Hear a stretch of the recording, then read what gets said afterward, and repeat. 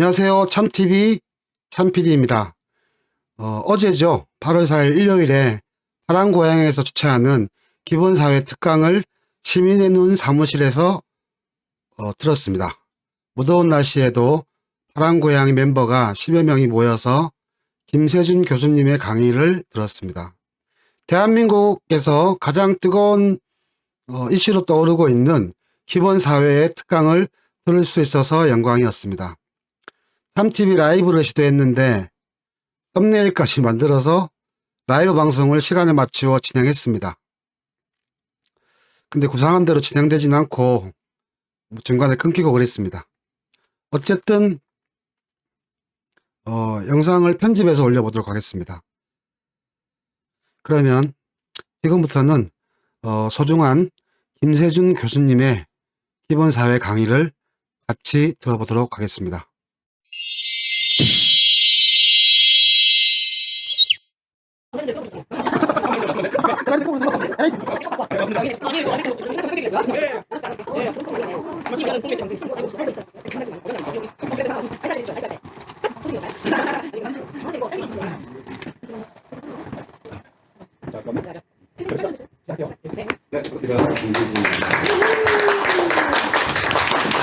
제가 그 6월 중순쯤에 기본사회 부의사장 직책을 맡으면서 그날 바로 홈페이지에 올렸어요.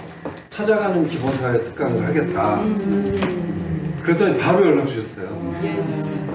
그 여자 선생님이 좋았어요. 그런 거 안 놓쳐요 원래. 이메일. 그래서 또 저희 사무실 찾아오셔서 이 파랑고양이에 대해서 말씀을 해주시는데 너무 기대됐어요. 열정적이신 분들이 다 모여 있으시다고 그래서 기대를 했고 드디어 오늘 이렇게 뵙게 됐네요. 네. 심장이 두근두근 거리네요. 여기 뭐 구면이신 분도 계시고. 자, 오늘 제가 드릴 말씀은 기본사회에 대해서 말씀드리고, 사실 지금 필요한 건 지금 시간이 그렇게 우리가 여유가 있지 않아요. 대선도 얼마 안 남았고 공론화가 너무나도 절실한 시점이거든요. 지난 대선에서 기본소득이라는 공약이 막판에 이렇게 뭐 약해졌었잖아요. 눈에 잘 띄지 않았었잖아요. 이번에는 그런 일들이 좀 있어서는 안 되겠다는 생각이 좀 듭니다.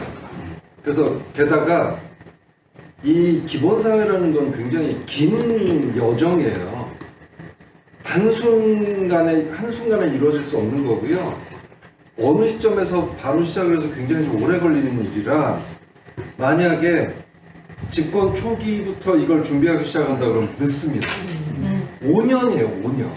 물론 그 이후에 이제 뭐 더 이렇게 또 우리가 승리하고 그러면 되겠지만 그러지 못하면 준비하다가 끝날 수도 있을 것 같아요.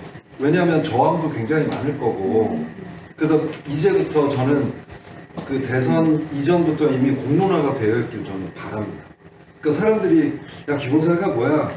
아니 뭐 멱살 잡고 싸우더라도 그런 얘기들이 좀 잘 나왔으면 좋겠고요. 지금 저는 굉장히 좀 좋은 현상 중에 하나가 제가 지난번에 좀 잠깐 휴식을 취하려고 찜질방에 들어왔는데 이렇게 얘기를 하시더라고요. 야 25만 원 거 재원 어떻게 돼? 뭐 비아냥거리는 사람도 있어요. 그렇지만 이런 얘기가 자꾸 나와줘야 되거든요. 그래서 핵심은 공론화다. 그래서 기본사회가 무엇인지는 당연히 잘 알게 되시겠지만 이제 이걸 어떻게 알릴 것이냐가 우리의 관건인 것 같습니다. 그래서 우선 저는 뭐 이런 일을 하는 사람이에요. 그래서 예전에 대선 때 기본소득 국민운동본부 상임대표를 맡아서 공론화를 좀 1년 동안 좀 진행을 해봤는데 다행인 것은 많은 분들이 기본소득에 처음엔 걱정하세요. 뭐 때문에 걱정하는지 아시죠? 재원 때문에 걱정하시거든요. 또 우리 여기 호주머니에서 더 많은 돈이 나가는 거 아니야? 먹고 살기도 힘든데.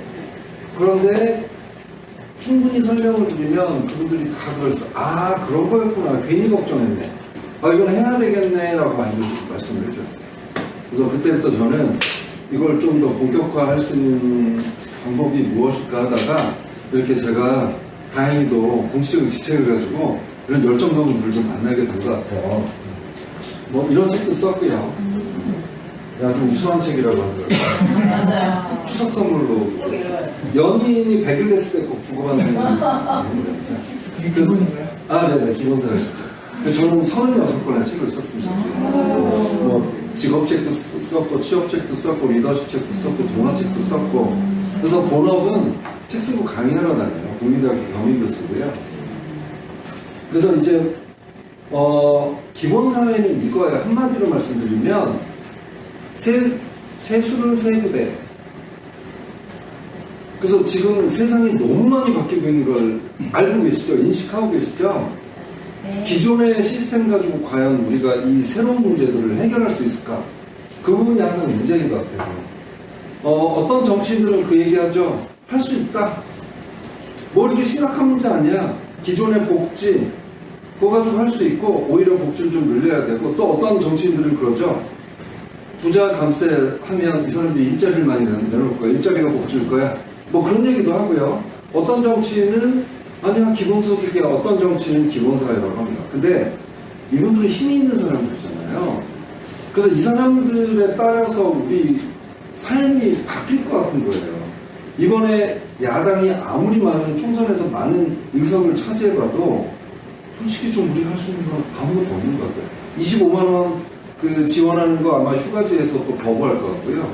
그럼 또 다시 재가려고 해서 또 거부당하고 우리 뜻대로 되는 게 없어요. 근데 이 25만 원이라는 게 실제로 이루어진다 그러면 경제가 살아날 거거든요. 그래서 그런 부분 좀 말씀을 드려야 될 것 같은데 어쨌든 우리가 현재까지 살아온 세상에 대해서 좀 알아야 될 것 같아요. 우리는 지금 이재명 이제 당대표님 이제 거의 뭐 연임 확정되신 것 같은데 그냥 전 대표라고 안 하고요. 그냥 이재명 대표님께서 항상 기본사회 말씀하실 때 꼭 제일 먼저 말씀하시는 게 있어요. 그건 뭐냐면 산업화 30년, 민주화 30년. 그랬더니 지금의 이런 복지사회가 구축이 된 거죠. 우리가 노력한 덕분이에요. 열심히 일하셔서 세금 내시고 복지기금 내시고 또 거리에 나가서 촛불 뭐 집회하고 그러다가 지금 우리는 이렇게 살고 있어요. 공공부조. 이게 바로 최소한의 삶을 보장하는 시스템이에요. 사회보험은 뭐냐면 우리가 번 돈 모아놨다가 나중에 되돌려받는 방식이에요. 공공부조는 우리가 아무것도 할 수가 없어요. 일도 할 수 없고 돈도 없고 그래서 굉장히 무능력해지고 그때 최소한의 삶을 살 수 있도록 정부의 도움을 받게 되실 거예요. 그래서 지금의 복지 사회는 그렇게 얘기하죠. 최소한의 삶을 보장하는 삶. 그런데 이런 그 사회보장이 구축될 때까지 민주당이 굉장히 큰 역할을 했어요. 특히 사회보험이나 공공부조 이런 것들이 거의 지금 형태로 완성된 게 김대중 전 대통령께서 구축을 하신 거거든요. 민주당 없었으면 우리는 이런 복지 혜택도 못 누렸을 거예요. 게다가 지난 문재인 정부에서 복지를 얼마나 많이 신경을 썼냐면 550조 1년 예산 중에 200조를 투입을 했어요. 복지에서. 약 37% 정도 됩니다. 상당히 많이 투입을 했죠. 그죠? 그래서 우리는 어쨌든 국가의 어떤 복지 혜택을 지금 누려보셨는지 모르겠지만 이렇게 하고 살고 있어요. 지금까지 이렇게 살아왔어요. 그런데 이렇게 보면 지금 우리 이렇게 최선을 다해서 살고 있지만 복지 수준은 OECD 최하위 수준이라고 하죠. 그래서 여기 보면 공공사회 복지 지출이 GDP의 12.3%, 프랑스는 31%, 우리나라는 최저 수준이죠.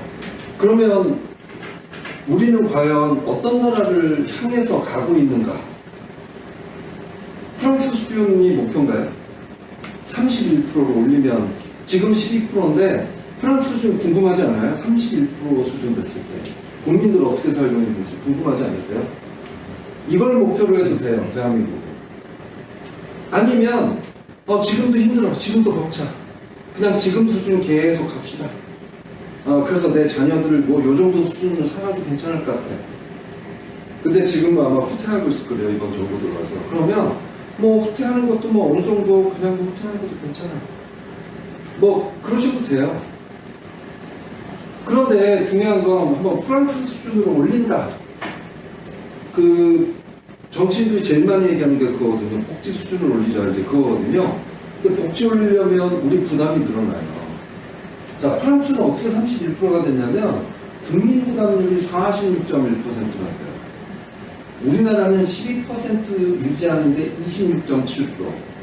그래서 우리의 국가의 목표가 프랑스와 같은 복지 선진국이다 하면 여기 계신 분들은 얼마나 더 부담을 해야 될지 느껴지실 거예요.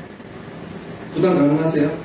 지금의 약 2배까지는 안 되더라도 뭐 한 1뭐 거의 2배 수준을 부담하셔야 돼요. 지수율 31%가 되면 저희 지금 상황에서는 사실은 부담이 1.5배 정도는 되는 거예요. 그렇죠. 가능하세요? 아니 근데 당장 내년에 안 되더라도 10년 안에 우리는 10년 동안 이렇게 늘려가는 거예요. 이렇게 그러면서 이 부담률 높여가면서 그러려고 그러면 뭐가 필요하죠? 지속적인 급여 인상이 있어야 되고요. 안정적인 일자리가 있어야 돼요. 아니 그러면 가능해요. 성장이 계속되고 우리는 계속해서 급여. 근데 저는 실제로 지금 강사를 받는 게 10년 전 강사를 지금 받고 있거든요. 오르진 않고 있어요. 소득은. 근데 31% 좋아. 그런데 인구의 13.8% 이상이 여전히 빈곤 상태. 과연 근데 지금 전 세계 그 호모사피언스들은 이게 방법이라고 하고 이렇게 달려온 거예요. 지금까지. 근데 봤더니 31%도 여전히 빈곤 문제는 해결을 못하고 있는 상황이에요. 그럼 우리는 프랑스가 목표가 돼야 되느냐? 이제 그런 시점이죠. 자, 그런데 인류학 책 많이 읽어보시나요? 인류학 책? 왜 적어도 일주일에 한 2번은 읽어보시잖아요. 네. 네. 근데 인류학 책을 보면 저는 이제 뭐 인류학 전문가도 아니고 복지 전문가도 아닌데 이런 공통점이 있는 것 같아요. 이렇게 보면 특히 복지라는 측면에서 보면 어떤 일이 벌어져요. 이전에는 어떤 일이 벌어져요. 자, 무슨 일이 벌어졌냐? 앵클로저 운동으로 인해서 귀족들이 갑자기 양을 키우기 시작을 해요. 양털을 깎아서 수출을 하면 농사짓는것보다 훨씬 더 많은 수익을 거둬들이니까. 그래서 농사짓던 땅을 전부 다 그 양을 키우는 땅으로 바꿔버리는 거예요. 그래서 농민들이 대책이 없어서 다 도시로 가는 거예요. 그래서 도시 빈민이나 도둑이나 강도로 이제 전락을 하게 되죠. 근데 이게 오래돼요. 계속 지속돼요. 도시민이 자꾸 늘어나요. 그러면 누군가가 나타나서 해결책을 제시합니다. 그게 학자가 됐든 정치인이 됐든 그 당시에 어떤 젊은 학자가 그랬어요. 도시 빈민이 이렇게 늘어나는데 이걸 좀 국가가 나서서 빈민들을 최소한의 삶, 그래서 공공구조를 제안을 합니다. 근데 그 당시에 이게 굉장히 위험한 생각이었다고요. 그 책 내는 게 굉장히 두려웠다고 합니다. 어쨌든 과거에는 없던 생각입니다. 근데 이런 것들이 살아남으면 어떤 곳에서 그걸 실험을 한번 해요. 그러다가 이게 확산이 돼서 국가에서 이걸 제도로 하는 거예요. 공공구조는 영국에서 엘리자베스 여왕 때 이런 방식으로 국가의 정책이 되어버렸어요. 공공구조. 자, 그러니까 공통점이야. 사건이 발생해. 누가 제안해. 그 제안이 살아남아. 실험이 있었어. 이제 국가에서 도입해. 사회보험도 마찬가지입니다. 우리 사회보험 지금 누리고 있죠. 국민연금 건강보험. 그거 국가가 다 내주나요? 우리가 번 돈 쌓아놨다가 나중에 혜택 받는 거잖아요. 자, 또 똑같은 일이 발생됐어요. 자본주의가, 그러니까 그 산업혁명이 일어나면서 자본주의라는 경제체제가 생겼어요. 그때 또 과거에는 어떤 일이 발생했어요? 뭐냐? 노동자. 공장에서 노동하는 프롤레타리아들이 갑자기 많이 이렇게 등장을 해요. 그런데 이분들이 비참하게 살아요. 뭐 짐승만도 못하게 살았어요. 그 당시. 그런데 공공구조 혜택에서는 제외됐어요. 그래서 이분들이 우리가 일하다가 다쳤거나 뭐 아파서 일을 못하게 되더라도 국가는 우리를 책임지지 않아. 최소한의 삶을 보장해주지 않아. 프롤레타리아라는 이유로. 그래서 이분들이 고민을 하고 있을 때 또 어떤 학자가 책을 써요. 자, 사회보험이 있다. 금융기법을 이용하자. 당신들 월급 받은 거에서 일부 떼서 모아놨다가 나중에 뭐 아팠을 때나 노인이 됐어요. 은퇴했을 때 월급식으로 좀 받아가면 안 되겠냐. 이제 이런 걸 제안을 했어요. 근데 그것도 굉장히 위험한 생각이었어요. 근데 이게 또 프랑스하고 독일에서 이걸 국가가 흡수를 합니다. 그래서 오늘날의 사회보험이 돼요. 항상 이런 식이었어요. 자, 2024년 대한민국 기후위기. 예전에 없었어요. 그 다음에 4차 산업혁명. 똑똑한 기계와 로봇. 인공지능. 예전에는 없었죠? 그리고 또 뭐 있죠? 인구가 너무 심각하게 감소를 해요. 지금 선진국들 다 인구 감소해요. 출산율은 낮아지고 있어요. 다른 선진국들이 우리나라를 지금 주의 있게 보고 있죠. 기후위기 문제, 인구 감소 문제, 4차 산업혁명 이 문제가, 일자리 문제가 전 세계 어떤 나라보다도 대한민국에서 제일 빠르게 지금 진행이 되고 있어요. 그래서 이렇게 지켜보고 있잖아요. 자, 이 상황이에요. 그런데 이 상황에서 또 어떤, 이번에는 학자도 또 있었지만 어떤 정치인이 나타나서 제안을 했어요. 기본사회로 가야 된다. 위기는 맞아요. 근데 이분은 뭐라고 그러냐면 이건 기회야. 너무 걱정하지 마세요. 그러면서 기본사회를 제안을 했어요. 이 세상에 없던 개념이에요. 언제 했냐면 지난 대선 때 이분이 대선 조직을 꾸렸어요. 기본사회위원회. 그때부터 대한민국에는 지금 기본사회라는 이 개념이 존재하고 있어요. 이거 사라질 수도 있어요. 우리가 최후의 보루예요. 우리가 못 지켜내면 대한민국에 이제 기본사회라는 걸 얘기할 사람들이 없어요. 계속해서 복지 확대한다고 할 거예요. 비전이 없는 거죠. 근데 이분은 뭐라고 했냐면 걱정하지 마. 오히려 기회야. 그래서 아예 위기가 왔지만 요걸 잘 극복을 하면 오히려 과거에는 없는 어떤 우리는 비전을 만들어갈 수 있어. 그렇게 얘기했어요. 그러면서 뭐라고 하느냐. 복지사회는 아까 뭐라고 그랬죠?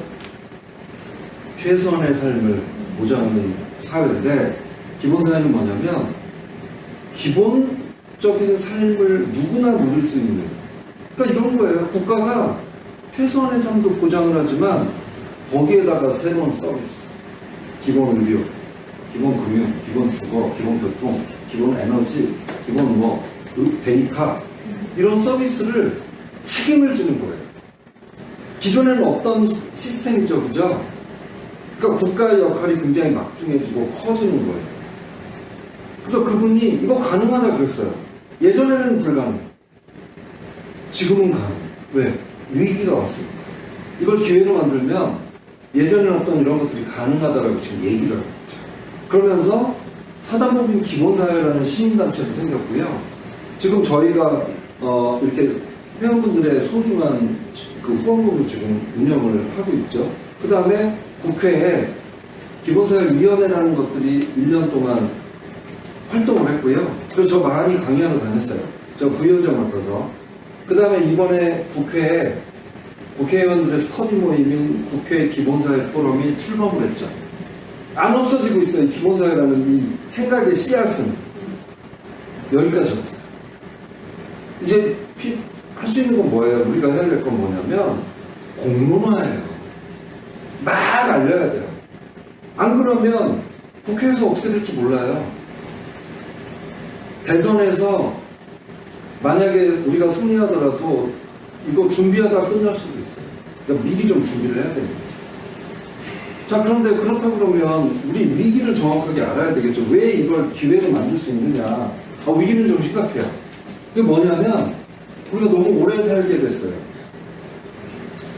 기대 수명은 뭐냐? 오늘 태어난 애가 몇 살까지 살 것인가를 계산할 것이 기대 수명인데 여자애는 85.62세, 남자애는 79.86세 산다고 돼 있어요.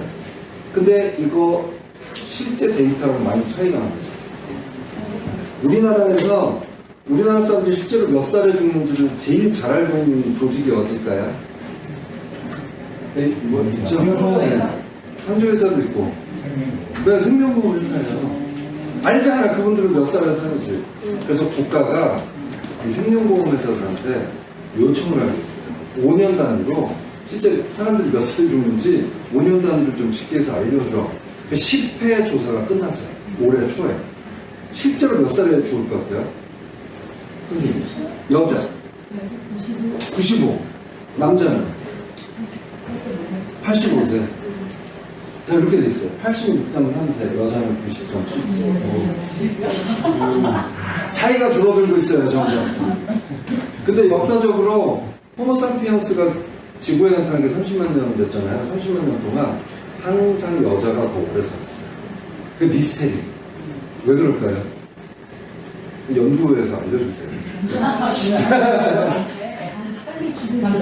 자, 근데 그냥 우리 90세 이게 맥시멈일까요? 우리는 계속 90세에다 죽고 86세에 죽고 그럴까요? 우리 수명 어떻게 될 것 같아요? 더 늘릴 것 같죠? 그죠?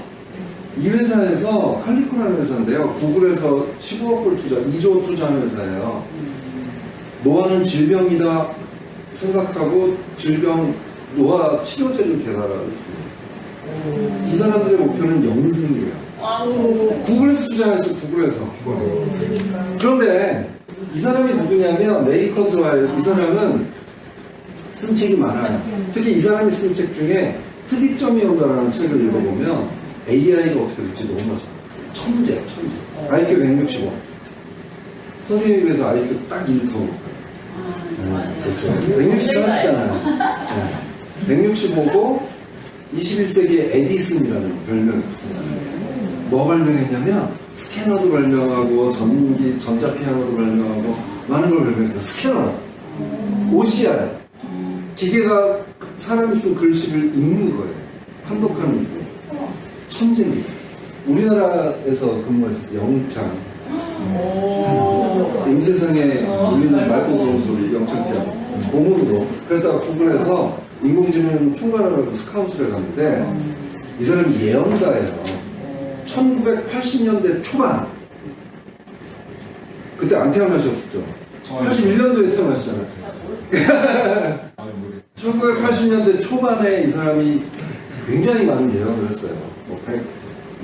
50까지 예언을 했는데 지금 86%가 다 맞아 떨어지고 있어요. 이 사람이 예언한 거 스마트폰도 예언을 했고 다 예언했어. 우리가 지금 사는 세상을 다 예언했고 열 몇 가지 지금 남아있거든요. 틀렸냐? 아니에요. 올해부터 아직 벌어진 일들이 지금 남아있어요. 이 사람이 한 얘기는 거의 다 들어맞고 있어요. 근데 이 사람이 구글에 가서 칼리코라는 회사를 봤겠죠. 아마 계열사 개념일 거 아니에요. 그래서 이 사람이 칼리코에서 하는 노화가 질병이에요? 당신 치료제 만들고 있어요. 그렇게 봤더니 가능할 것 같아요. 이 예언가. 그래서 지금으로부터 13년 전에 이 사람은 이런 책을 썼어요. 의학 혁명까지 살아남게 알아야 9가지 영원히 사는 것. 이 책을 보면 2045년까지 살아남는 법이 쓰여졌어요. 왜냐, 이 사람이 생각할 때 2045년에 그 치료제가 개발될 것 같아요. 그래서 그거 먹고 오래 살아야지 그 하루 전날이라도 죽으면 안 되잖아요. 그래서 그때가 살아남을 수다하고 좀 쓴 책이에요. 그래서 저는 이 책을 읽고 지금 저도 실천하는 게 있어요. 체력이 너무 좋아지고 있어요. 네. 이따 막걸리 드시면서. 아니, 대단한 건 아니에요. 비타민C를 계속 챙겨 먹는다고. 이런 얘기를 하세요. 2045년이면 여러분들 몇 살 되시나요? 그때까지 우리는 다 살아남아 있을 거예요? 아니, 근데 될지 안 될지는 저도 모르겠어요. 근데 이분은 확신을 하고 있어요. 아니, 이렇게 영생을 추구하고 있는 이런 세상이 돼버렸어요. 적어도 아무리 보수적으로 잡아도 여기 계신 분들은 100살, 120살까지는 사실 거예요. 은퇴는 60살이라고. 자, 근데 지금 노인복지법에 따르면 우리나라 노인은 몇 살부터요? 법적으로 인정받는 65세예요. 65세가 되면 국가에서 여러분을 보호해줘요. 교통도 무상으로 제공하고 이런 것들이 있죠. 근데 이 65세라는 이 합의가 1920년도에 이루어진 거예요. 1920년도면 그 당시에는 지구인의 평균이 70? 요 정도 되지 않았을까요? 그러니까 65세쯤 돼서 5년에 10년, 오래 사는 사람은 75세까지 10년 정도 살면 나라에서 복지도 이 사람들 충분히 멀게 살고 있겠다 한 게 지금까지. 근데 우리는 지금 너무 못했어요. 그래서 인류학자들이 나이 인플레이션을 생각을 해서 계산을 해봤더니 78세예요, 78세. 노인이라고 이제 불릴 나이가 여러분 78세. 그 전까지는 중년이에요. 78세까지. 버틸 수 있겠어요? 78세까지 일하지 않으면 우리 먹고 살 수가 없어요. 게다가 지금 젊은 사람들이 일자리가 없어요. 젊은 사람들이 어떤 사람들이에요? 우리가 은퇴하고 살 수 있도록 계속해서 세금을 내고 복지기금을 계속 내야 되거든요. 어떻게 될 것 같아요? 자, 어쨌든 뭐 이런 상황인데 너무나 많은 변화가 생기고 있죠. 우리는 항상 일자리를 생각을 할 때 이걸 생각을 해야 돼요. 새로운 기계가 나타나잖아요. 새로운 기술이 나타나잖아요. 혁신적인 기술이 나타나면 지금까지는 네, 감사합니다. 이런 보살핌 속에서 기본 되겠네요. 네, 기본 티슈가 제공되는 기본 자, 그래서 지금까지는 어떤 기계가 등장을 하면 사람들이 두려워했죠. 내 일자리 없어지는 거 아니야? 다행히도 그런 일이 나타나지 않았어요. 근데 지금은 기계들이 우리를 대체합니다. 보완하는 게 아니라. 그러니까 항상 그걸 생각해야 돼요. 이 기계는 내 일자리를 보완하느냐, 대체하느냐. 보완하면 나는 살아남고요. 대체하면 나는 살아남지 못해요. 네. 자, 그래서 요즘 뭐 이런 것들은 그냥 뛰어넘을게요. 제가 뉴스 영상 같은 거 보면 잠깐만 볼까요? 요즘 뭐 로봇 이렇게 보면 뭐 대단하죠.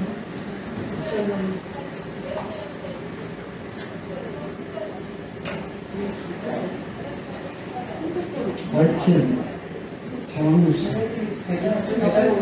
자, 근데 불과 몇 년 전까지만 하더라도 인간이 만든 로봇은 되게 바보 같았어요. 특히 한국에서 만든 로봇을 한번 시연을 한 적이 있거든요. 뭐 카이스트 이런 곳에서 정부 세금으로 만든 로봇이 층계를 올라왔어요. 그래서 사람들이 놀랐어요. 내려가는 건 보여주지 않았어요. 여러분 층계 내려갈 때 안 넘어지시잖아요. 이게 우리 인간이 가진 대단한 능력이래요. 과학자들이 로봇을 개발했는데 올라가는데 내려가면 무당탕탕 넘어지는 거예요. 근데 지금은 뭐 내려가는데 아무 문제 없고요. 그냥 미끄러진 곳에서도 중심 잡고 가고 지치지도 않고 뭐 한 대당 가격이 2천만 원이고 휴가도 안 가고 코로나에 감염도 안 되고 야근 수당도 달라가지 않고 전기만 계속 공급하면 돼요. 그래서 지금 대체하는 거죠, 로봇이. 근데 이런 일들이 대한민국에서 지금 제일 빨리 일어나고 있어요. 이게 로봇 밀도예요, 로봇 밀도. 세계 평균은 113대. 2019년 대한민국은 855대. 그러니까 로봇 밀도는 뭐냐면 여기 써있죠. 근로자 10,000명당 로봇이 지금 몇 대가 도입되어 있느냐. 그러니까 전 세계 평균은 근로자 10,000명당 113대인데 2019년 코로나 발생 전에 우리나라는 근로자 10,000명당 855대가 도입되어 있었어요. 그랬다가 20년도에는 932대로 이제 2위가 됐고요. 다른 나라에 가면 압도적이에요, 압도적. 미국 보세요, 미국. 미국 255대. 그리고 2021년도에 우리나라는 드디어 근로자 10명당 1대 로봇이 도입되어 있어요. 1000대. 근데 이 로봇이 사람들의 일자리를 대체하고 있겠어요? 보완하고 있겠어요? 대체하고 있죠. 왜 이렇게 우리나라에서는 이런 일들이 빨리 일어나는지 저는 잘 모르겠어요. 그 다음에 인공지능도 지금 많은 일자리를 사라지게 하고 있는데요. 감독님 이 유튜브 영상 하셔서 편집 직접 하시죠? 네, 열심히 하고 있습니다. 네. 저도 유튜버였었거든요. 정말 근로자 10,000명을 모아서 그러니까 지난 대선 전에 6개월 동안 구독자를 10,000명을 모아본 적이 있어요. 그래서 광고료가 들어오는 거였어요. 그런 거 하고 그랬는데, 근데 광고료를 받는 것보다 더 많은 돈을 저는 지불했어요. 왜냐하면 제가 편집을 할 수가 없잖아요. 그래서 편집하시는 분께 뭐 3분짜리 찍고 그러니까 20분 찍고 3분을 이제 압축을 시켜주셔야 하잖아요. 20분 찍고 올리면 사람들이 안 보니까. 그럼 자막 입혀주시고 막 중간중간에 자르시잖아요. 네. 그 시간당 얼마 들여야 돼요. 근데 지금 어도비 프로라는 프로그램이 나와서 혹시 보셨나요? 네. 어도비 프로그램 그냥 명령어 자막 입혀줘 3분으로 압축시켜줘 그러면 아주 훌륭하게 나와요. 네. 그리고 또 우리 땅 다 가지고 있어요. 땅. 청평정도 나오고. 자, 우리가 은퇴를 하면서 이런 꿈도 가지고 있잖아요. 나는 시골에서 마당 있는 집에 살고 싶다 하잖아요. 그러면 그 건축회사한테 도면을 그려달라고 그래야 돼요. 굉장히 비싸게 받습니다. 그래서 뭐 500만 원에서 어떤 곳은 2천만 원 달라고 하고 있어요. 근데 3D까지 해야 돼요. 왜냐면 구청이라는 데 가서 허가를 받아야 되거든요. 저는 이런 집을 짓고 싶어요. 그럼 그쪽에서 이건 안 되고 용적물때는 안 되고요. 여기 뭐가 나와야 되고요. 그럼 또 다시 수정해 주세요. 또 돈 받습니다. 근데 지금 AI한테 그런 거 그려달라고 그러면 한 번에 20장 정도 보여줘. 그럼 그거 가지고 구청에 가서 이렇게 한 다음에 이제 건축사가 3번만 이런 식으로 해주세요. 그러면 돈도 그냥 조금 들겠죠. 그래서 인공지능한테 물어봤어요. 너 정말 성능이 너 왜 이렇게 대단하냐 물어봤는데 우리는 아직은 요 수준이 알파고 바둑은 내년에 이렇게 될 거야. 내년에 이렇게 답을 한 거예요. 어떤 인공지능? 내년 여름에 어떻게 돼 있을까요? 이게 가장 빨리 벌어지고 있는 대한민국이에요. 내년. 올해까지는 우리는 아직도 서서히 끓어오르는 냄비 속에 있어요. 기후위기도 그래요. 아직은 심각하지 않아. 우리 다 죽지는 않잖아요. 이런 상황 속에 있어요. 게다가 이제 기후위기인데 이건 이제 미국 정부에서 만든 사이트인데 해수면이 몇 미터 상승했을 때 도시를 지정해주면 사진이 나와요. 근데 제가 60m 상승할 때 서울 어떠냐 물어봤더니 서울은 이제 대부분 장기대요. 파란색. 파란색이 잠긴 거예요. 해수면 60m 상승했을 때. 뭐 이런 상황들이 심각하죠, 그죠? 지금 우리는 어디 있나요? 우리 어디 있어? 이쪽에. 우리는 지금 물속에 있어요, 이렇게. 60m. 육지 모든 비가 나오면 해수면 70m 상승한다고 그러는데, 이렇게 점점 상승 중에 있죠, 그죠? 근데 지금까지는 심각한 걸 몰랐어요. 근데 올해 들어서 이런 얘기가 나오죠. 네. 어디?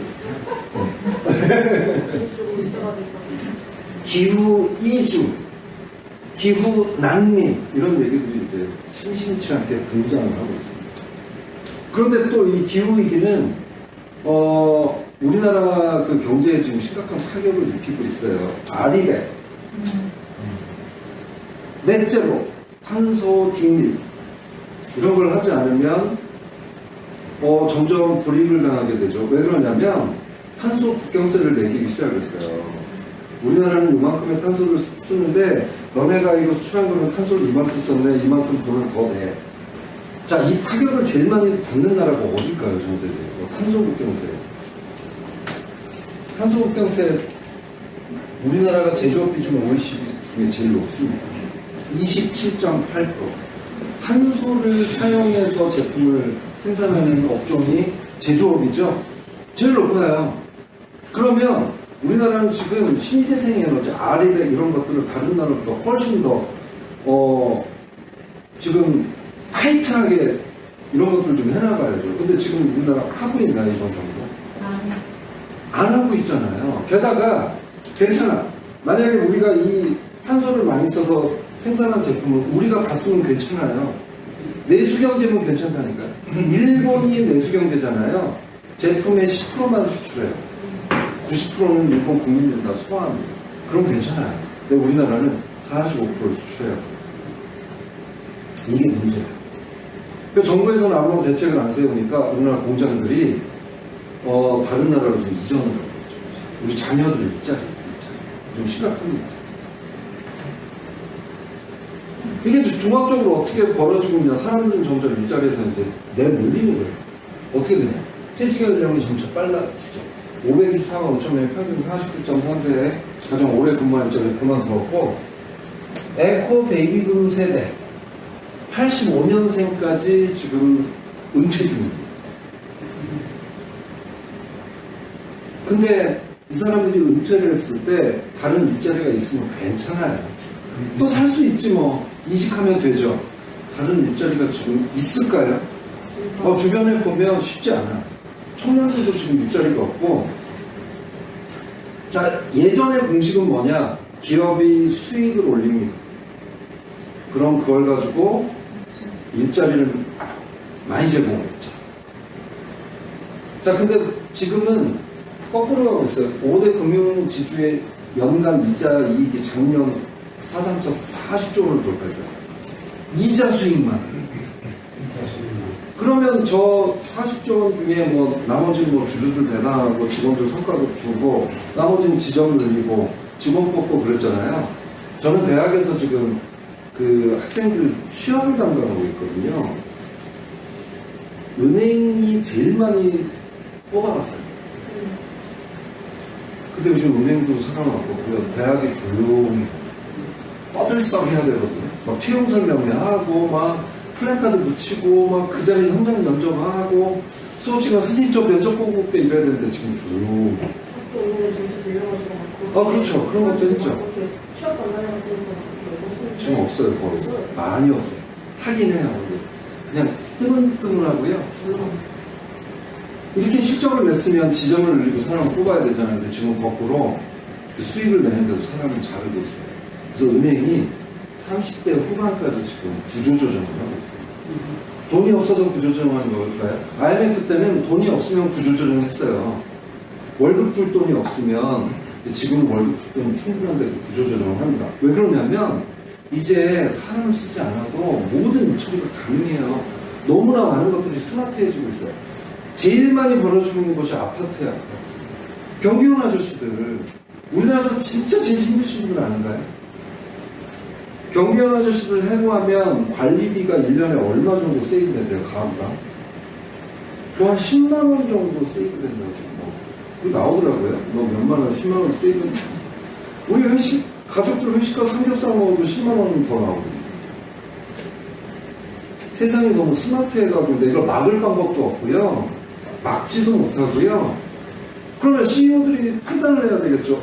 이 기계를 내가 쓰면 500명을 잘라도 되고 이 500명 월급 주던 걸 내가 다 가져갈 수 있다. 그렇지만 가장들이니까 내가 가져가는 걸 들가지고 이분들 권한을 계속 유지해야 되겠다. 근데 요즘 CEO들은 그런 선택을 안 하거든요. 냉정한 선택을 하거든요. 그래서 지금 이런 상황이에요. 그러면 지금 2024년 현재 대한민국에서 살아남으려면 일단 최저생계비는 4인 가구 결혼을 해서 자녀 둘 있고 343만 7,948원이 있어야 돼요. 최저생계비. 그러니까 자고 먹고 핸드폰 쓰고 TV 보고 가끔 극장 가고 그 정도의 삶을 누리려면 4인 343만 7,948원. 또 기준 중위소득은 뭐냐면요. 572만 9,913 중위소득은 뭐냐면 우리나라 그 소득자들 1위부터 꼴찌까지 이렇게 쭉 소득 액수별로 순위를 매기면 딱 중간에 있는 사람. 중산층. 4인 가장이 572만 9천. 요 정도 해야 지금 우리나라 복지 수준 12% 유지를 하는 거예요. 12%. 만약 이걸 늘려야 된다? 이게 점점 더 이렇게 늘어야 되겠죠, 우리 수입이. 근데 일자리는 사라지고, 우리 지금 수명은 길어지고, 감당할 수 있을까요? 감당할 수 있으세요? 자, 특히 343만 7,948원은 지금 일자리에서 내몰린 사람들이 다른 일자리를 찾지 못하면, 그래도 가족들은 먹여 살려야 되잖아요, 가정들이. 뭐 하고 있어요? 다 플랫폼으로 하고 있어요. 대리기사를 하든지, 음식 배달을 하지 않으면 먹고 살 수가 없어요. 근데 제 지인들 중에 지금 대리기사 하는 분들 많으세요. 일이 없대요. 주로 낮에 대리 뛰어요. 낮에. 골프장 가는 사람들, 낮술하는 사람들하고 저녁에는 다들 일찍 들어가고 좀 그러잖아요. 저는 그 잠실 사거리에서 잠실역 사거리 롯데몰이 들어와서 항상 교통이 막힌다고 하는데 저녁 7시 가보세요. 거기 교통 원활해요. 네, 지금 가보세요. 원활해. 지금 뭐 다 어렵죠. 소비를 줄이고. 그래서 월도 아니고 한번 25만 원을 소멸성 지역화폐를 한번 줘보세요. 우리가 그 적응도 못해요. 이제 어느 기간 지나면 그거 쓰지도 못해요. 사람들이 25만 원 들고 나가겠죠. 25만 원어치만 딱 쓰나요? 5만 원 더 쓰고 그러잖아요. 소비가 살 텐데. 근데 이 정부는 그런 일이 벌어지는 게 두려운 걸 수도 있어요. 이재명의 이런 방식이 민주당의 이런 방식으로 또 했더니 야 소비가 살아나고 자영업자들 살아나고 경제가 활기를 띠고 왜냐하면 코로나 기간 동안에 우리는 그걸 경험했잖아요. 1차 지원금 보편적으로 10만 원씩 물론 이제 지역에 따라서 좀 더 하고 뭐 이렇게 얼마나 경제가 활력을 찾고 그랬어요. 25만 원 지금 해야 되는데 분명히 이제 거부하겠죠. 뭐 추가적이 와가지고. 그래서 어쨌든 이 정도는 돼야 이게 앞으로도 꾸준히 10년간 이게 늘어나면서 그래야 지금 수준의 복지 우리는 누릴 수 있는 거예요. 그런데 지금 플랫폼 노동하시는 분들이 어떻게 살고 있냐면 2019년까지 우리나라 플랫폼 노동하시는 분들이 59만 명 정도 했어요. 근데 2022년 자료를 보니까 200만까지 늘었다고 하더라고요. 이 200만이 누구냐? 대부분 중산층이었어요. 중산층, 정규직들. 그리고 또 제 지인 중에 한 분이 또 음식 배달하시는 분이 계세요. 근데 그분들 커뮤니티가 있어요. 들어가 보면 정규직들도 지금 음식 배달하고 있어요. 점심시간에 밥 먹고 가장들이 에너지를 축적해서 오후에 일하는데 써야 되잖아요. 삼각김밥 하나 먹고 음식 배달 한 2-3건 하고 퇴근 전에 또 2-3건 하고 그럼 하루에 한 2만원, 3만원 그렇게들 살고 있어요. 대한민국 국민들이 앞으로 또 어떻게 될지도 모르고 40대들 지금 정년퇴직 뭐 계속해서 지금 벌어지고 있고 이 시스템을 우리가 과연 유지할 수 있을까? 게다가 플랫폼 노동한 이 뉴스는 뭐냐면 40대 후반의 엄마예요. 엄마인데 자녀가 둘이 있는 거예요. 그래서 홀로 키우는 거예요. 그래서 할 수 있는 게 40대 후반의 엄마가 할 수 있는 게 음식 배달밥 할 수밖에 없는데 이 쿠팡 하는데 돈이 없어서 걸어서 배달을 합니다. 그래서 이분이 하루에 7만 보를 걸으셨대요. 7만 보. 저도 맨날 오늘 저 3,326보 7만 보. 그러면 7만 보를 걸으면 하루 쉬어야 돼요. 근데 이분은 최저생계비 300 얼마라도 벌려면 7만 보 매일 걸어야죠. 그러면 뭐 10만 원에서 12만 원 번다고 하는데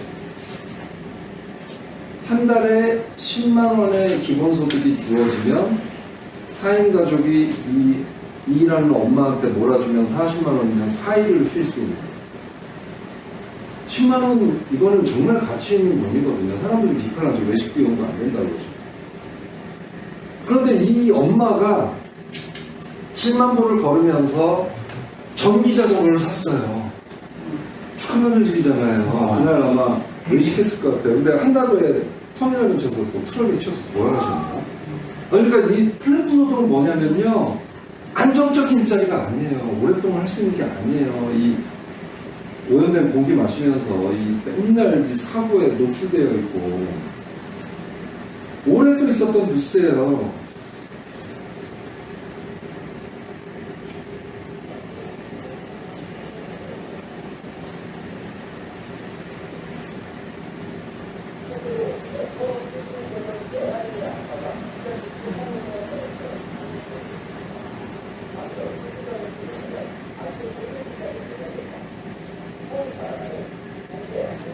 이 로켓 배송을 하다가 쓰러진 거예요. 쓰러져서 이제 돌아가셨거든요. 이렇게 살고 있어요, 우리나라 국민들이. 너무나 위험한 일을 하면서. 뭐 이번에 호구석도 10 정도 되시기도 하고, 제주에서는 그 무더위 속에서 작업하다가 그 무더위로 돌아가시기도 하고, 너무나 어려운 상황들 속에서 지금 대한민국 국민들이 그나마 지금 이 복지 수준을 유지하고 있는 거예요.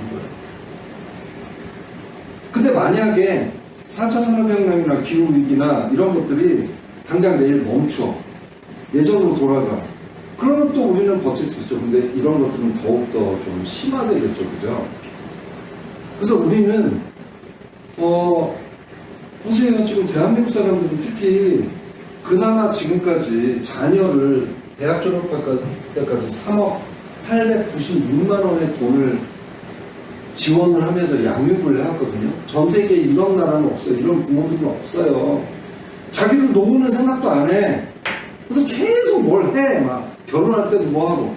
그래서 이제 생각하는 건 뭐냐면 우리 자식 잘 되면 그래서 이제 얘가 결혼해서 좋은 직장 얻고 그러면 우리는 그래도 최소한의 삶을 살면서 버틸 수 있겠지 했어요. 그래서 이렇게 했다니까요. 그래서 노인 빈곤율이 OECD 평균 3배가 될 정도로 우리는 노후를 준비를 안 했어요. 그런데 이 자녀들이 지금 우리한테 다시 돌아오고 있어요. 직장에서 잘리는데 대체 일자리는 없어요. 플랫폼 노동 위험해. 그러니까 어떡하죠? 자영업 하는 거야, 자영업. 미국 6%, 25%. 저 자영업 창업자는 어떡할 거예요? 다 부모한테 손 벌려야지. 우리는 더 열심히 살아야 돼요, 지금. 그래서 지금 캥거루족, 빨대족, 자라족, 연어족, 리터루족. 지금 특히 50대들이 문제거든요. 우리나라 50대들은 갈 곳을 잃었어요. 이제 어떻게 해야 돼요? 청년 고용률도 낮고, 구직 단념자도 지금 심각하고. 제가 보면, 부모님 만나서 얘기해보면, 저는 이제 부모님도 많이 만나서 생각할 거 아니에요? 집마다 한 명씩 다 있어요. 구직 단념자. 집에서 게임만 하고 있어요. 다 했어요. 그래서 이런 상황입니다. 자, 여기까지가 지금 우리의 상황이에요. 자, 여기서 선택해야 돼요. 그냥 이 상태로 쭉 살 것인가? 복지 31% 가능할까요? 할 것인가? 아니면 이제 새로운 뭔가를 좀 해야 될 것인가? 지금. 근데 다행히도 우리나라에는 이걸 기회로 만들려고 하는 리더가 있는 그래서 이 사람이 무슨 얘기인지 잘 들어보세요. 대한민국 헌법 제34조에 모든 국민은 인간다운 생활할 권리를 가진다는 걸 기본사회가 해보겠다는 거예요.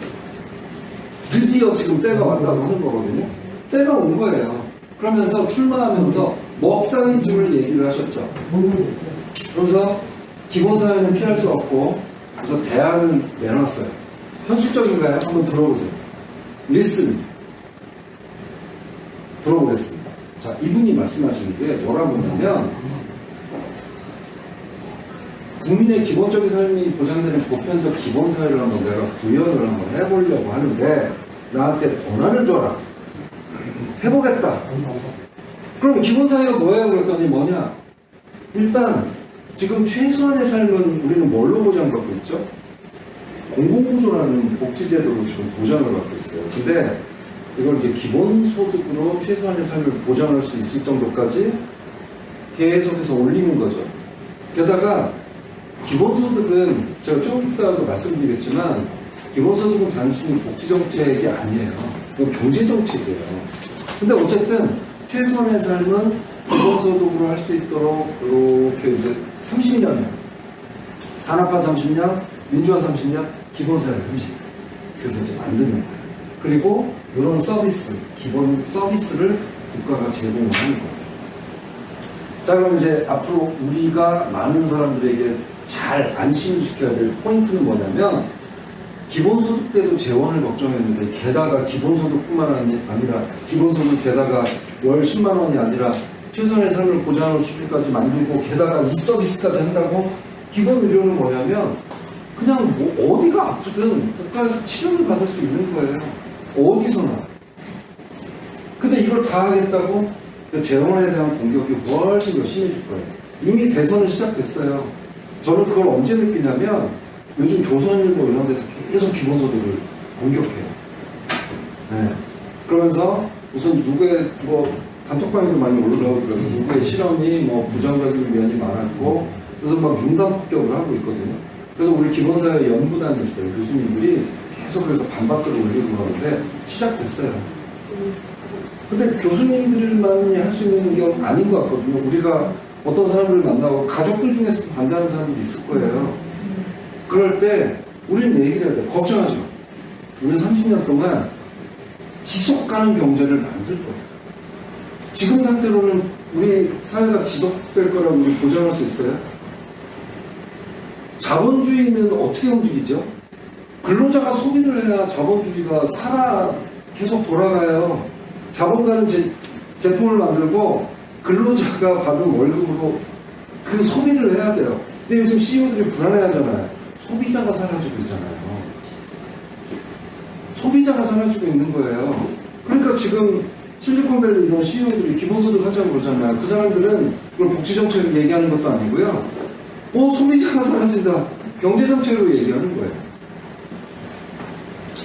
그런데 지금 우리가 보니까 지속 가능할 것 같지 않잖아요. 인구감소 문제가 지금 얼마나 심각한 줄 아세요? 남자, 여자 200명, 100명이 결혼을 해요. 200명이죠. 지금 그 출산율이 0.7 그러면 200명이 70명이 돼요. 왜냐면 애기는 여자가 나니까. 200명이 70명이 되고 이 70명이 또 남녀 35명씩 나뉘죠. 그럼 35명이 24명을 나눠요. 두 세대에 200명이 24명이 돼요. 그럼 이 24명이 또 남자 12명으로 나눠요. 12명이 또 0.7. 3세대, 4세대만 200명이 10명이 되고 있는 지금 나라예요, 우리나라는.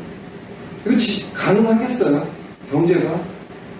그러니까 다른 방법을 찾아야 돼요. 방법이 없어요. 지금 정치인들은 아무런 이 얘기를 안 해요. 이거 어떻게 이 대한민국을 지속적으로 성장도 아니야. 이제 유지해 나갈 것인가. 그거에 대한 대안이 없죠. 그래서 계속 복지 확대한다. 무슨 일자리를 부자들이 내놓을 것이다. 일자리가 복지다. 재원은 어떻게 할 건데 얘기는 못해요. 자, 그래서 우리는 지속가능 경제를 어떻게 해요? 탄소 중립을 이루기 위한 과정이 우리한테 기회인 거예요. 그 신재생 에너지를 활용을 하는 거죠. 어떻게? 에너지 고속도로를 까는 거예요. 뭘로? 바람과 햇빛을 이용한 발전소. 그래서 거기에서 나오는 재원으로 기본소득 재원으로 삼고 기본서비스 재원으로 삼는 거예요. 그러면 사람들은 일이 있든 없든 일단 기본적인 삶을 누릴 수 있어. 누구나. 그냥 어려운 일 있는 사람만 그렇게 하는 게 아니라. 그게 우리의 설계 30년 동안 이뤄가요. 그래서 이번 다음 대선 전까지 이런 것들을 좀 많이 알려야 돼요. 자, 이겁니다. 그래서 뒤에 내용은 이제 각각 요것들은 이제 제가 다 말씀드릴게요. 기본소득에 대해서 말씀드리면 이제 그럼 끝나요. 여러분 이제 퇴근하실 수 있습니다. 그 다음에 기본 서비스는 기본 주거하고 기본 금융까지만 말씀드릴 거예요. 왜 그러냐면 지금 민주연구원이라는 곳 아시죠?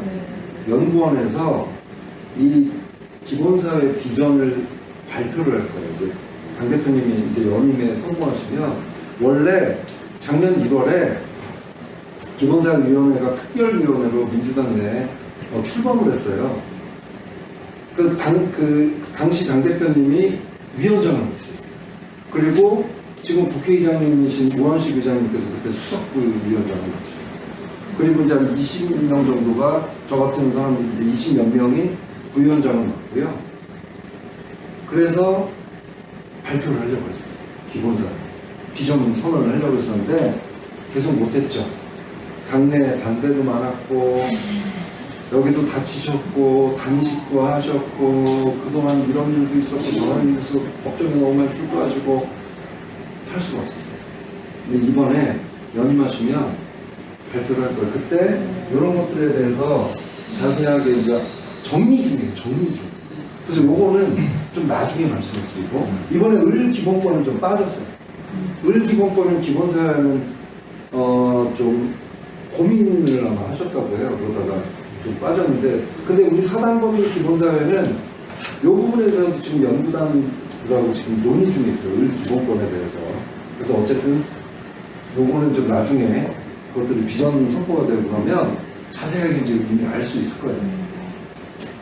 자, 그럼 기본소득 가능한가? 최소한의 삶을 보장하는 수준까지 우리가 올릴 수 있을까? 따로 증세 없이 사람들한테 걷는 거 없이 가능할까라고 생각해요. 자, 기본소득은 다행히도 이제 우리나라 국민들이 좀 웬만큼 알아요. 특히 민주당 지지자분들은 기본소득이 뭐야? 그러면 국가에서 조건 없이 누구한테나 정기적으로 주는 현금성 뭐라며 뭐 이전소득이라며 뭐 요즘 이전소득까지 말씀하시고 그러세요. 우리는 한번 경험해봤어요. 재난기본소득 그죠? 조건 없이 줬잖아요. 1차 기본소득은 이런 거예요. 5가지 충족 조건인데 특히 이 자료는 제가 다 공유하겠습니다. 국가가 모든 국민들에게 아무런 조건 없이 정기적으로 현금이나 지역화폐를 자 지역화폐를 생각해낸 나라예요. 우리나라가 재난지원금을 지역화폐로 줬어요. 다른 나라는 그 당시 현금으로 줬거든요. 이게 시장에서 돌았게 안 돌았고요. 안 돌았어요. 다 그냥 이렇게 아싸 현금 막 이러고 이제 뛰어가고 있었죠. 네. 근데 우리나라는 이걸 들고 나갔어요. 10만 원짜리 하나 들고 나서 10만 원 더 쓰고 나오고 경제가 활성화됐죠. 창의적이죠. 그리고 우리나라에는 기본소득을 범주형으로 처음으로 한번 시행을 했어요. 범주형. 기본소득은 보편성이 있잖아요. 누구에게나. 근데 이재명이라는 지도자가 성남하고 경기도 지사일 때, 시장 경기도 지사일 때 청년들한테만 기본소득을 주는 거예요. 이걸 범주형. 자, 이걸 확대하자는 게 출생기본소득이잖아요. 경기도에 새로운 도지사가 지금 취임을 하셔서 기본소득을 다른 말로 막 지금 막 쓰고 있었잖아요. 자기만의 용어. 청년 기본소득을 못 없애줬어요. 워낙 뭐 이미 그거 어쨌든 자 그러면 기본소득이라는 건 누가 제일 먼저 생각을 했냐면 이분이에요. 토머스 페인이라는 사람인데 이분도 그런 생각을 했어요. 땅이 왜 개인의 소유물이 돼야 되지? 땅은 인간이 지구에 등장하기 전부터 있었잖아. 이 지구가 여러분 거예요. 그러니까 땅에 옥수수를 농사를 져서 옥수수를 걔가 뭐 이렇게 수확을 했으면 그건 그 사람을 가져가. 근데 그 땅은 그 사람 게 아니야. 이 사람이 옥수수를 수확을 하는 동안 땅의 가치가 들어. 지하철역이 들어섰어요. 그 집값이 3억이 뛰었어요. 그 사람이 뭐 땀을 흘렸어요? 아니잖아요. 그래서 그 가치를 지하철역을 하나를 만들므로써 생긴 그 가치를 구성원들이 나눠야죠. 그 지하철역을 만드는 거 우리가 다 기여했으니까. 하여튼 뭐 이분은 그런 생각을 합니다. 토지라고 생각을 했어요. 그래서 이분이 처음 얘기한 게 공유구라는 거예요. 공유 자산이라고도 하고 우리는 이제 앞으로 공유구라고 좀 통칭을 좀 했으면 좋겠어요. 공유구라는 생각을 처음으로 했어요. 누구나 누려야 될 자산이 있다. 그거는 누구만의 것도 아니야. 어디에 서류가 나왔어. 다 우리의 것이지. 그럼 누구의 뭐 개인 거예요? 서류가 나오면? 자, 이렇게 인식을 해서 이 사람이 책을 쓴 게 있어요. 토지분배의 정의라는 책인데 우리 그 기본사회 연구단의 정균순 교수님께서 번역서를 냈어요. 지금 서점에 나와 있어요. 한번 나중에 시간 되시면 읽어보시면 되겠습니다. 그래서 이분이 기본소득이라는 말을 한 건 아닌데 이 공유자산에서 나오는 이 부를 사람들한테 이렇게 좀 나누는 건 어떻겠냐라는 얘기를 그리고 이분도 또 감옥에 갇히셔서 다 그래 다 위험했대 그 당시에. 근데 중요한 건 이 기본소득이라는 생각이 사라졌을 수도 있어요. 근데 안 사라지고 지금까지 살아남아 있어요. 기본소득이. 많은 곳에서 실험을 했고 학자들이 연구를 했고 그래서 이렇게 여러 가지 이런 게 있어요. 지금까지 사라지지 않고 있습니다. 특히 제가 이따가 이걸 좀 말씀드릴게요. 대한민국 마을이나 이미 우리나라 국민들은 누가 이분들한테 토마스 페인이 뭐 이랬어요 라고 알려주지도 않았지만 이미 기본사회를 실현을 하고 있어요. 공유구를 실현을 하고 있어요. 많은 마을에서 정치인이 알려준 것도 아니에요. 그래서 제가 기본사회라는 책을 쓰면서 마을연금 쓰면서 눈물을 참 많이 흘렸습니다. 너무 정말 너무 기뻐서 대한민국 국민은 대단하다. 재원에 대해서 그렇습니다. 공유부가 찾아보면 너무 많아. 너무 많아. 자연 공유부도 있고요. 석유, 토지, 탄소 배출권, 이거에 대해서 그 탄소세를 받아서 스위스처럼 기본소득을 나눠준대. 프랑스는 걷어서 안 나눠줬어요. 그래서 국민들이 들고 일어났어요. 스위스는 걷어서 기본소득을 나눠줬어요. 화폐 발행도 빅데이터세, 빅데이터. 그 챗GPT나 뭐 이런 영상 만드는 거 보셨죠? 그거 그 회사에서 자기들이 번 돈 가지고 투자해서 인공지능 영상 만들게 했으면 그건 그 사람들 거예요. 그런데 이 사람들이 그런 기술을 갖기 위해서 뭐가 필요했는지 아세요? 여러분들이 SNS에 올린 사진이 필요했어요. 그 사진 가지고 스스로 학습하게 해서 드디어 애들이 똑똑해진 거예요. 우리들이 올린 사진이 없으면 지금의 SNS, 구글, 인공지능 업체 GPT는 없어요. 다 우리가 올린 지식 가지고 챗GPT가 다 얘기해주고 그런 거잖아요. 그래서 이런 것들도 하나의 공유부예요. 체학술지 인공지능, 국부펀드, 우리나라 지금 국부펀드 운영하고 있어요. R&D 지원 지분, 이거 뭐냐면 세금으로 어떤 기업에도 R&D를 지원을 해준 거예요. 여러분들이 이래서 낸 세금 가지고 어떤 기업에 R&D를 지원을 했는데 이 회사가 이 R&D 가지고 대박이라고요. 우리 지분 가지고 있어야지. 많습니다. 그래서 공유부로 이 액수를 우리는 공유부를 찾아야 돼. 이게 그러니까 기본사회 운동은 뭐 학장들이 연구하고 그런 게 아니라 우리 권리 찾기 운동이에요. 저는 그렇게 생각해요. 우리 자손들을 위해서, 자녀를 위해서 공유부를 찾는 거예요. 있어. 근데 아무도 얘기를 해주지 않았어요. 그리고 공유부를 찾으려고도 하지 않았어요. 일자리는 풍부했고 우리는 계속 수입이 있었어요. 공유가 뭐야? 뭐 있어도 먹고 얼마나 되겠어? 뭐 이랬을 거예요. 이제는 찾아야 돼.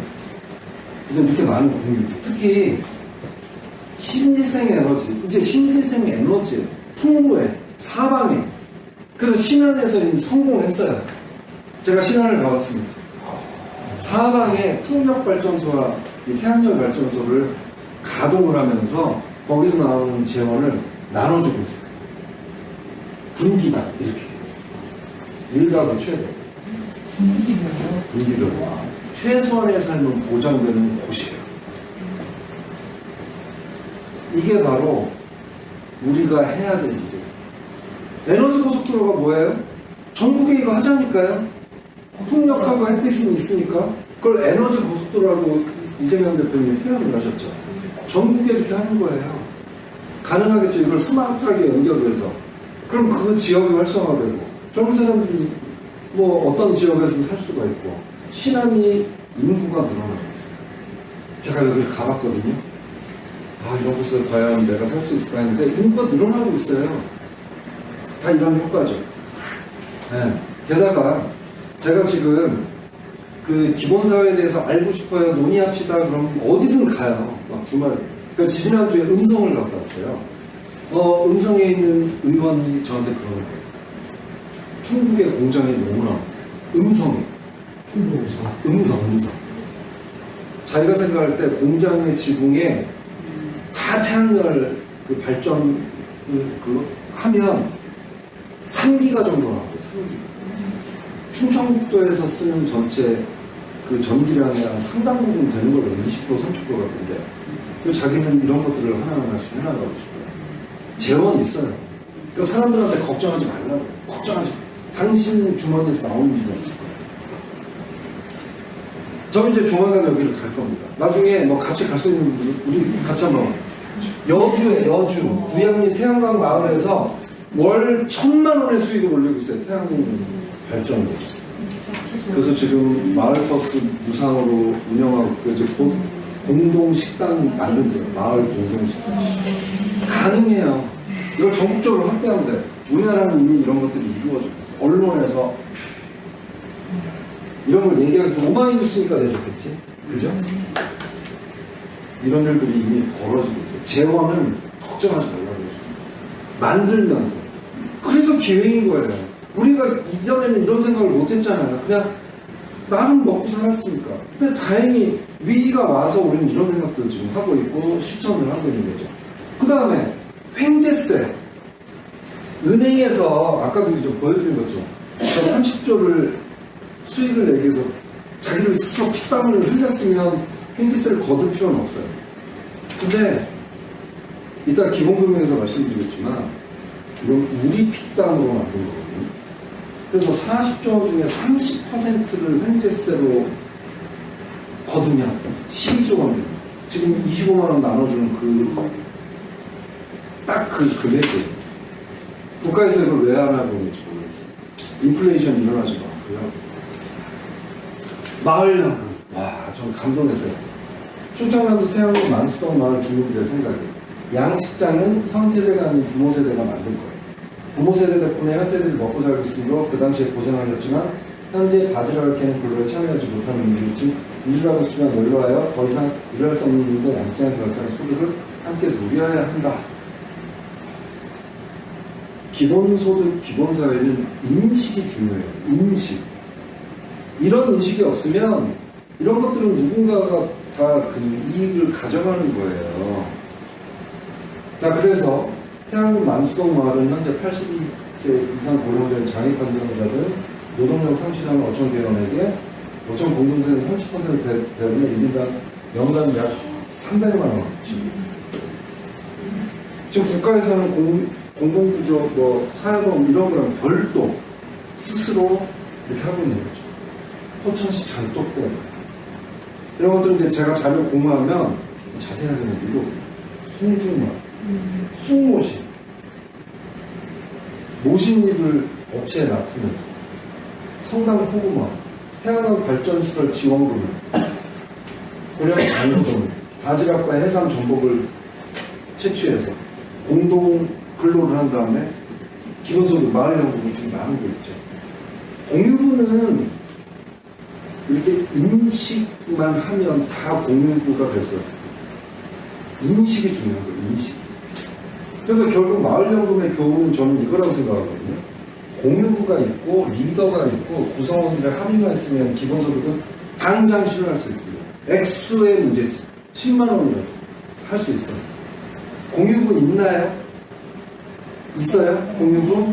리더 있어요? 네. 마을 의장 같은 리더가 대한민국에 있어요. 다행히. 이제 뭐만 있으면 되는 줄 아세요? 구성원들의 합의만 있어요. 어떻게 합의 얻게 할 거예요? 지지자들만? 우리가 이제 공론화 작업을 해야 돼. 파란 고양이와 기본사회와 이런 국회 기본사회 포럼 우리가 감시하고 압박도 하고 공론화를 해야 됩니다. 같이 하시죠. 그래서 저는 지금 제가 할 수 있는 최소한의 것들밖에 못해서 안타까워요. 찾아가는 기본사회의 이 강의 지금 여러 분들 다니고 있어요. 이렇게 다니고 있고 격주마다 그러니까 매월 2주, 4주의 스프레더 양성 과정을 운영하고 있습니다. 줌으로.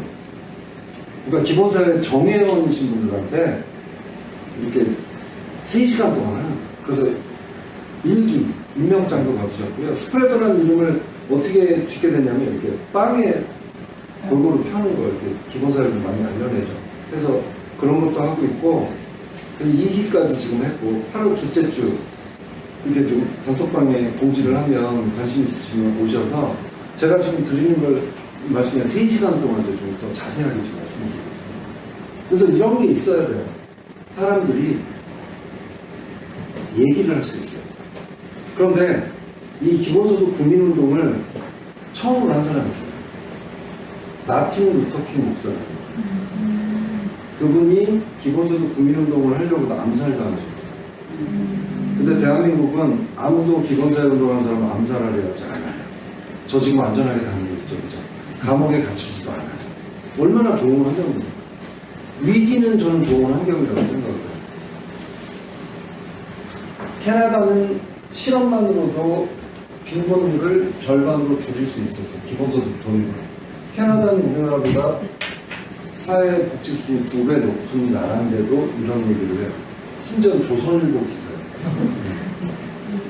외국에는 반대요. 네. 그래서 한번 우리 1단계로 그래도 연 20에서 50만 원 정도를 체험을 하는 거죠. 체험을 해봐야 돼요. 그러면 10조 필요해요. 우리나라 예산 650조입니다. 지금. 10조 예산 조정을 해서 충분히 만들어내요. 2단계로 연 50만 원까지 4인 가족이면 200만 원인데 많지는 않아요. 그렇지만 플랫폼 노동하는 가장들한테 쉼을 줄 수 있고 자녀 사회에 나가려는 자녀한테 사회를 준비를 할 수 있는 자금이 되고 25조 이것도 지금 우리나라는 어렵지 않아요. 25원 정도로 충분히 예산 조정 가지고 할 수 있거든요. 빚을 낼 필요도 없어요. 그 다음에 연 100만 원까지 하려고 그러면 50조 원 정도 필요하죠. 25조 원은 예산에서 충분히 할 수 있고 나머지 25조 원은 연말정산할 때 80조 원 정도 발생을 하거든요. 그 중에서 25조 원 충분히 할 수 있고요. 매월 50만 원 정도까지 하려고 그러면 이거는 최소한의 삶을 보장하는 정도 수준이 되겠죠. 신재생에너지, 공유, 신재생에너지 여기에 답이 있어요. 자, 기본금융은 뭐냐면 이제 기본 서비스죠, 그죠?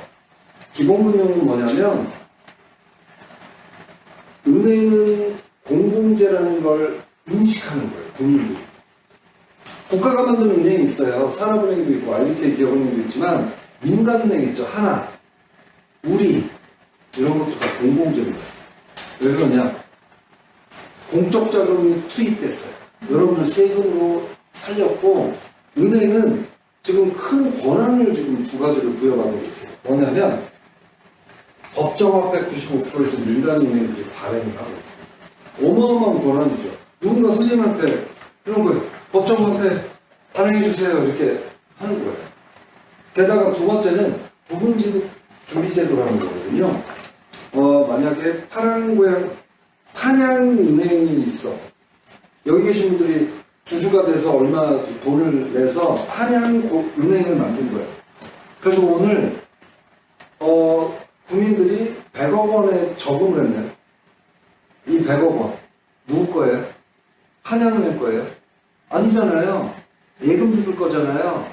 근데 7억만 보관하고 93억을 여러분들이 마음껏 쓸 수 있어요.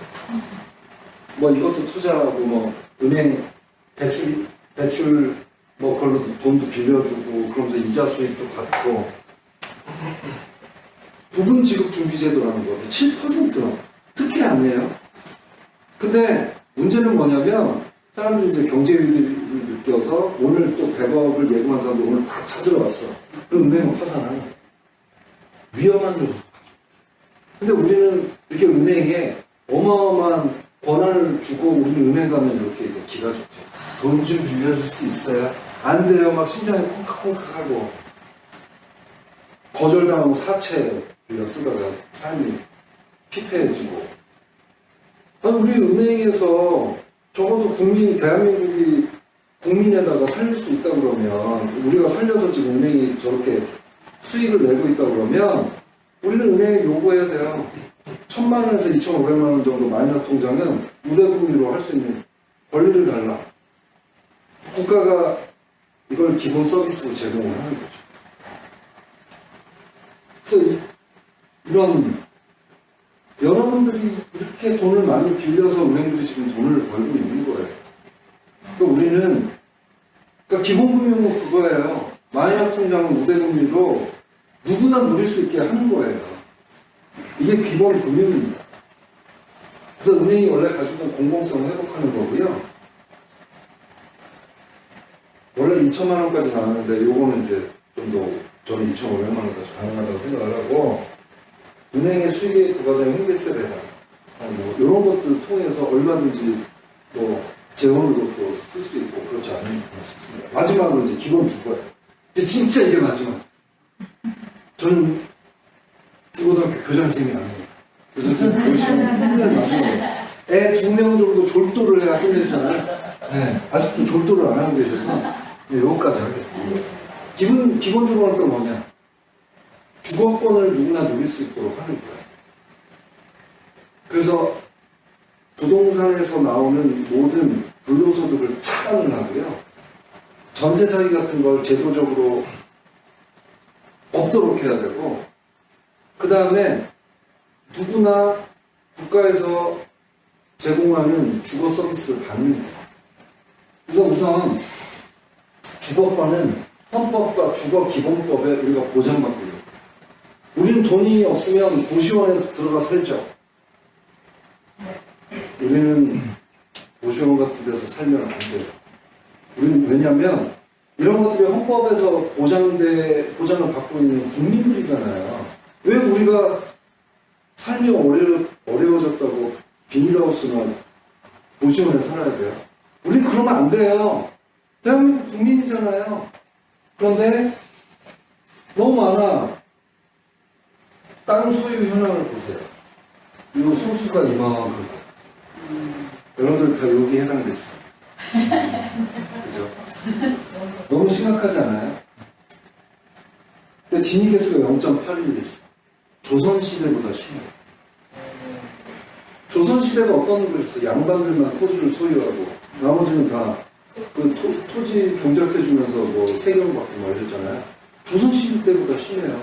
이런 것들을 구조적으로 막아야 돼요. 안 그러면 빈익빈 부익부 문제는 좀 더 심화되고 심각해지겠죠. 국가는 이런 거는 주택이외에 거처하는 사람들 얼마나 많은지 아세요? 지금?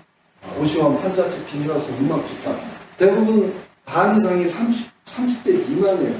이런 데 살면서 무슨 결혼을 생각을 하고 미래를 꿈꾸고 애를 낳을 생각을 하겠냐고. 우린 이런 데 살면 안 돼요. 지역별 주택에 거쳐 거주형한 이런 자료도 한번 보시고요. 두 번째, 전세 사기는 있어서는 안 돼요. 근데 문제가 지금 심각한 것들이 아직 좀 터질 일들이 좀 아직도 남아있고, 특히 정부가 PF 관련돼서 명체와 율 공개도 좀 안 하고 있죠. 이게 언제 터질지 모르고요. 그러면 전세사기 특별법 이런 것들이 국가에서 법으로 막아야 되는데 거부하고 계시잖아요, 한 분이. 툭하면 거부하잖아요. 25만 원도 이제 거부할 거고, 노란봉투법도 아마 거부할 거고, 다 거부하고 있어요. 그래서 결국 기본주거의 핵심은 뭐냐면, 특히 요거예요, 요거. 그러니까 첫 번째는 국가 말 그대로 지배하는 것은 항상 단 한 명이 없도록 약속 지키는 거고요. 전세사기와 같은 재난이 발생하지 않도록 막아야 되고요. 특히 정부 주도의 공공분양주택과 공공임대주택 안전 공급 통한 양질의 주거 서비스 제공을 해야 돼요. 이걸 위해서는 세제 혜택이라든가 어떤 금융 지원 이런 것도 좀 필요하죠. 국가가 그런 것도 다 해내야죠. 집 걱정 없이 살 수 있도록 보장하는 것이 기본 주거의 핵심입니다. 자, 이렇게 해서 제가 준비한 내용을 다 말씀을 드렸어요. 너무 귀엽나요? 강의하셨으니까 질문 같은 거 있으면 한 두세 개 받아보고. 근데 그동안 이 기본사에 대해서 기본사위원회에서 기본 주거, 금융 이런 거에 대해서 재원 이런 거에 대해서 국회 주도로 토론도 좀 많았어요.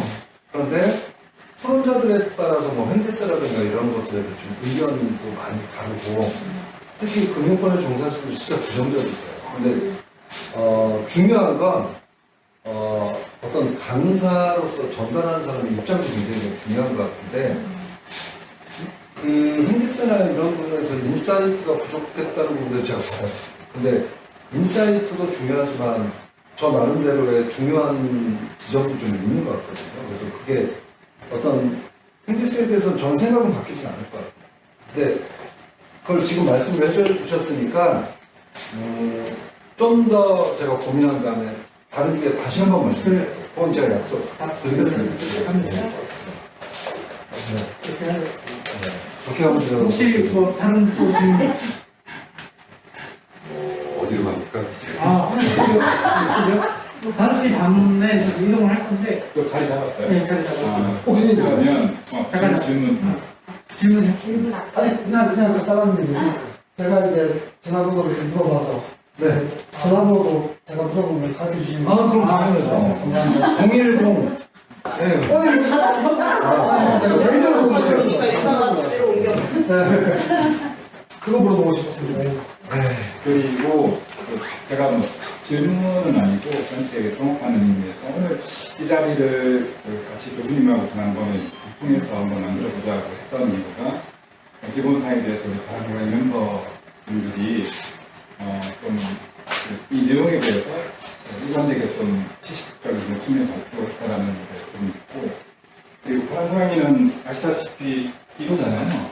그래서 그 실천까지 어떤 우리가 할 수 있는 것들을 어떻게 만들어낼 수 있지 않을까?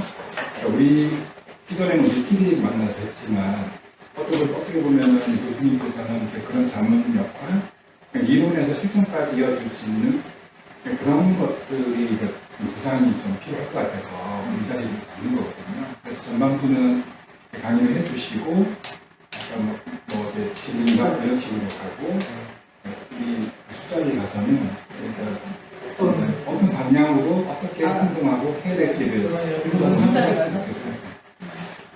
한달만 술을 마시고. 근데 사실 저도 꼭 처음 교수님을 오셔서 그런 책을 읽어드리고 하지만 그거랑은 다르잖아요. 저희가 지금.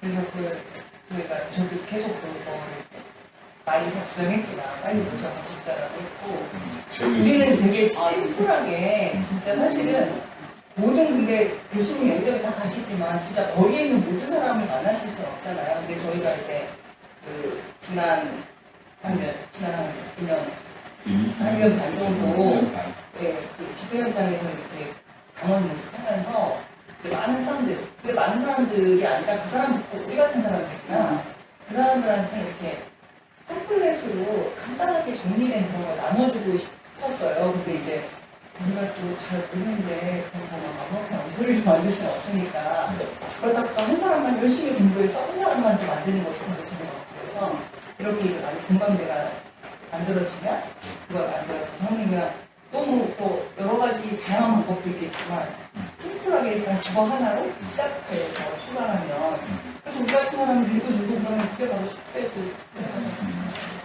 전파자.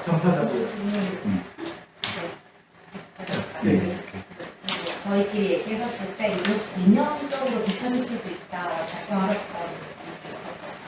거기에 대해서 어떻게 저희가 얘기를 해야 될지.